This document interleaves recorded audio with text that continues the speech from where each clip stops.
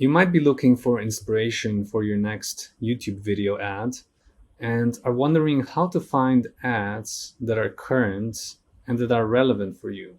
You might be wondering how long has that video been successfully scaling, when it was launched, when was the last time that the video was viewed, etc. So let's do a quick search here in the Ads tab.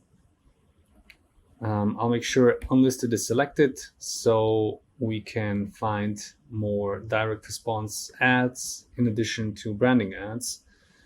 And then I want to make sure I filter by ad spend 30 days, which was already selected. There we go. So let's have a look at this particular ad. We got the house! The driving.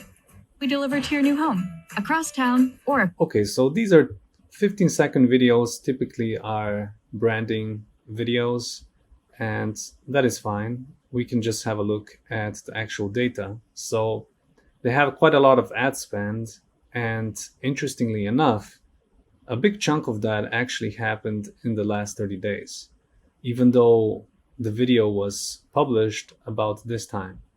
Now, why do we call it last edit date instead of published date? There's actually a way that the date of a YouTube video can be changed if the publisher has edited the video in the YouTube interface. It is uncommon, but it can happen, so that's why we call this last edit date and not upload date. But typically, this indeed is a upload date. But let's have a look at the full info page for this video.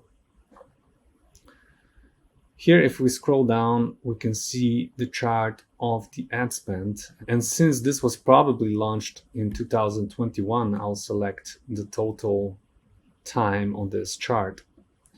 So the first time we started tracking it was in November 6th, when it had about 100,000 in estimated ad spend. Why is there a difference between these two numbers or these two dates is because sometimes we capture the video a bit after it was originally published. And then when we have it in the database, then we can track it throughout its life cycle. And we can then have these data points showing us how the ad spend was. What is interesting in this case is that we can see a couple plateaus. And that means that the advertiser has stopped spending money in this period of time. And they are clearly still spending money on it very recently.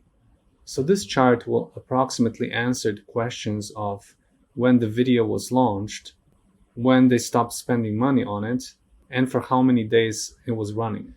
And this is how we find relevant ads on VidTao.